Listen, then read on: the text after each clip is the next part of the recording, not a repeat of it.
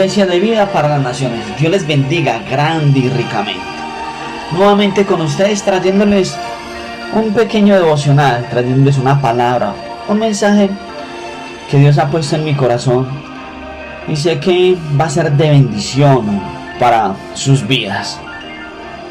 Y ruego a Dios que esta palabra haya cabida en sus corazones y que la podamos poner por obra. Para comenzar, quiero compartir con ustedes que esta semana tuve la oportunidad de visitar un lugar, de ir a uno de esos lugares a los que muchas personas les tienen miedo, pavor, que no quieren tener ningún tipo de relación con estos lugares. Y el lugar es un lugar de rehabilitación. Me invitaron allí. Tenía muchas ganas de conocer esos lugares hace mucho tiempo, porque tenía una imaginación diferente de ellos. Creía que eran lugares donde se encontraban quizás jóvenes en una indigencia total o perdidos por completo. Pero la visita a este lugar cambió mi manera de pensar de esto.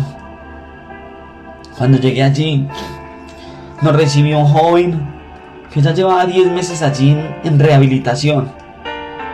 Consumía drogas, consumía muchos compuestos de las mismas drogas.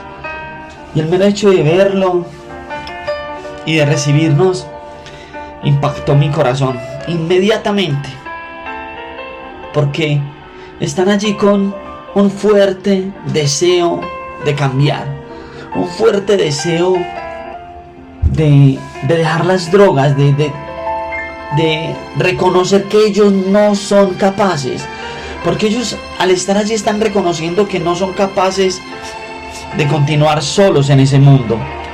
Y mientras hacíamos el recorrido y me hablaba de las instalaciones, de la metodología que manejaban ellos que manejaban con ellos para ayudarles con su dependencia a las drogas, podía Dios desnudarme el corazón de esta persona. Y mientras dialogaba con él muchos momentos, me contristé demasiado.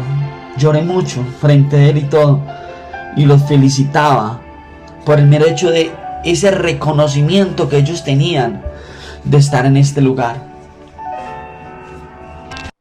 Mientras hacíamos el recorrido, me presentaban gran parte de la comunidad, de los jóvenes que estaban con él habitando este lugar, y cada uno decían que tenían esperanza. Cada uno de ellos, aparte de que manifestaban tener esa esperanza, se les notaba la esperanza de cambio, el deseo de cambiar. Y ponían por delante a Dios, aún sin tener un credo, aún sin tener una convicción de fe, aún sin saber de ese Dios como lo conocemos tú y yo. Y ahí llegaba siempre esta pregunta a mi mente: ¿por qué ellos llegaron hasta ese estado? ¿Por qué llegaron hasta lo más profundo de las mismas drogas para poder darse en cuenta que necesitaban ayuda, que necesitaban a alguien que los pudiera ayudar? Y llegaba a mi mente la pregunta de ¿por qué? Ese por qué esperarlo, ¿por qué lo esperaron?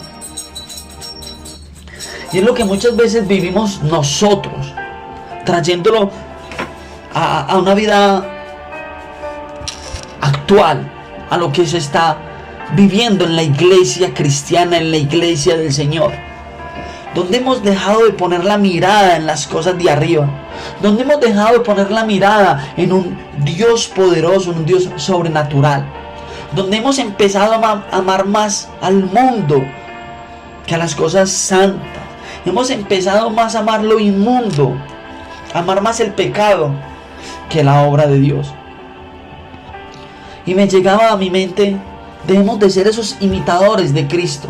Debemos de imitar a Cristo Jesús, hacer lo que Él hizo, orar como Él obró, caminar como Él caminó, hablar como Él habló.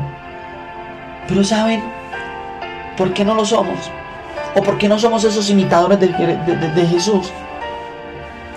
Porque tenemos hambre, un hambre de poder, un hambre de autosuficiencia, donde queremos hacer las cosas a nuestro modo, a nuestro amaño, donde queremos hacer las cosas en nuestras fuerzas, cuando no es así.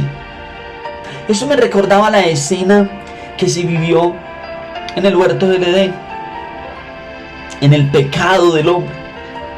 Cuando Adán y Eva pecan, o Eva peca como tal, porque le fue dicho por la serpiente, porque fue engañada por la serpiente, donde le fue dicho que si comían de ese fruto prohibido, que si comían de ese fruto iban a ser como Dios, donde el mismo diablo ofreció que si comiesen de ese fruto iban a ser como dioses, les ofreció poder.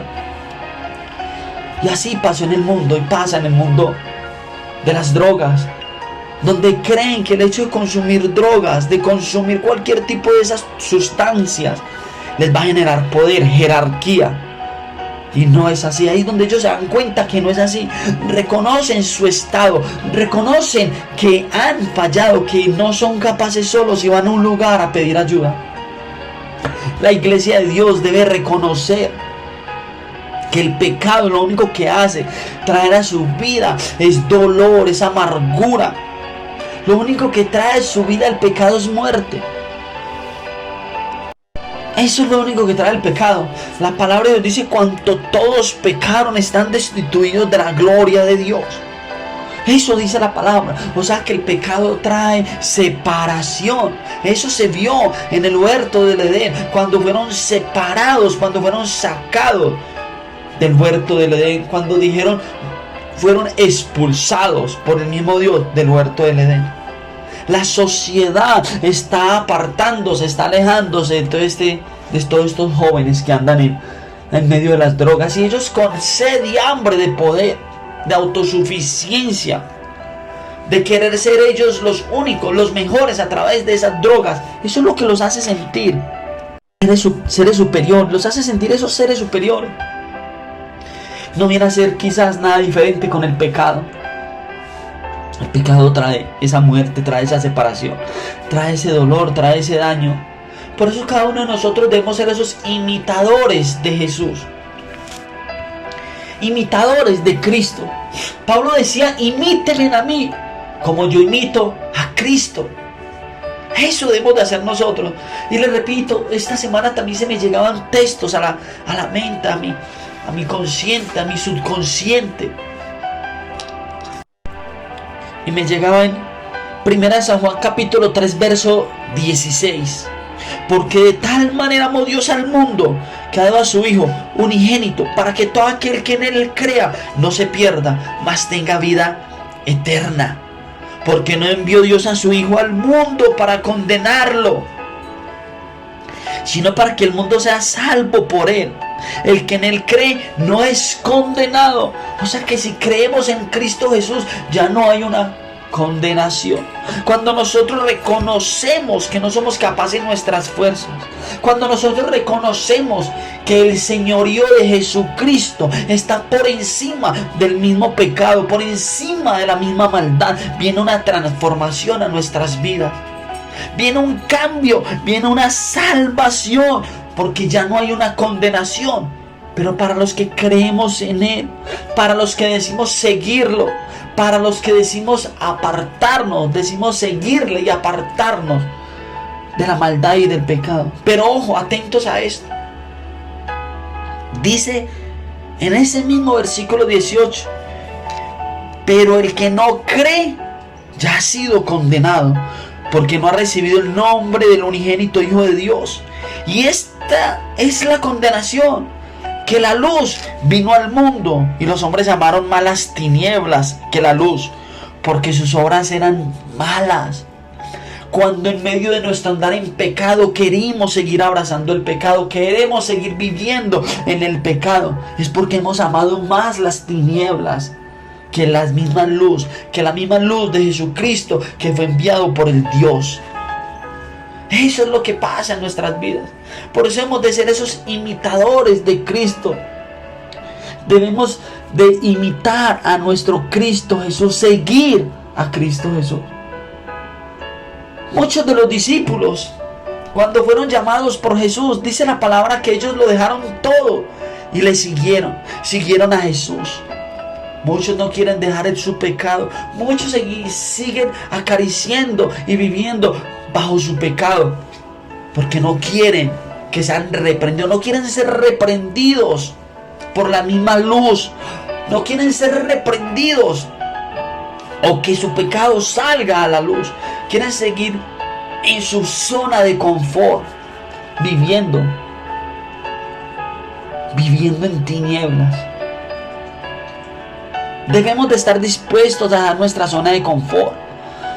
Debemos dejar todas nuestras ideas de cómo se deben de hacer las cosas. Debemos de aferrarnos a lo que Cristo Jesús nos viene enseñando en su palabra. Debemos de prepararnos para nuevos desafíos y nuevas metas de crecimiento para nuestra vida, un crecimiento espiritual que debe salir de la mano de Dios, debe ser de la mano de Cristo Jesús, que Él es quien nos ayuda, porque no estamos solos, porque Él envió a Cristo Jesús. Él dijo: no los voy a dejar solos. Cuando Cristo partió, Él dijo: les voy a dejar el Consolador, les voy a dejar al Espíritu Santo, quien nos va a guiar. Debemos de seguir de la mano de Cristo Jesús, permitir que sea Él el que nos ayude, permitir que sea Él nuestro ayudador absoluto. No refugiarnos en pecado, no refugiarnos en nada que nos dañe, porque les repito, el pecado daña, el pecado destruye, el pecado separa. Cuando nosotros acariciamos más el pecado, cuando nosotros vivimos más en las tinieblas, hay un estancamiento espiritual, hay una muerte espiritual, hay una separación. Pero si tú y yo somos esos imitadores de Jesús, no vamos a caminar más con el pecado. Vamos a entregar todo y vamos a decirle al Señor que no somos capaces. Eso es lo que tenemos que hacer nosotros: reconocerlo, caminar con Cristo, imitando a Cristo. Gracias, Señor.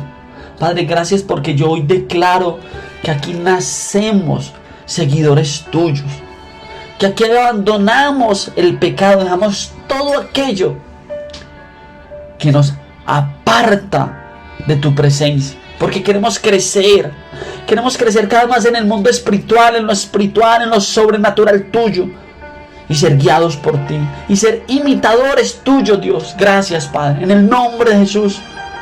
Gracias, Señor. Retomando nuevamente, ya para ir concluyendo, lo que viví en este lugar con todos estos jóvenes fue algo tan diferente, fue algo tan, podría decir que fue una experiencia muy bonita, donde Dios me permitió vivir ese momento y esa escena, cuando me pude reunir con todos ellos y simplemente felicitarlos.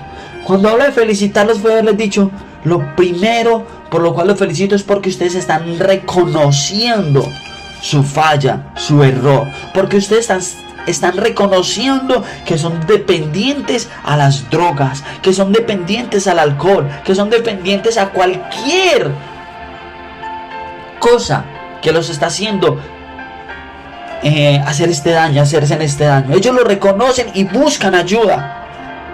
Yo quisiera ver una iglesia que reconociera su pecado, que reconociera su maldad, su iniquidad, y se volviera a Cristo y dijera: necesitamos ayuda, necesitamos quien nos ayude, porque con mucho gusto yo les presento a Jesucristo, con mucho gusto yo les presento al Dios de los cielos, a mi papá.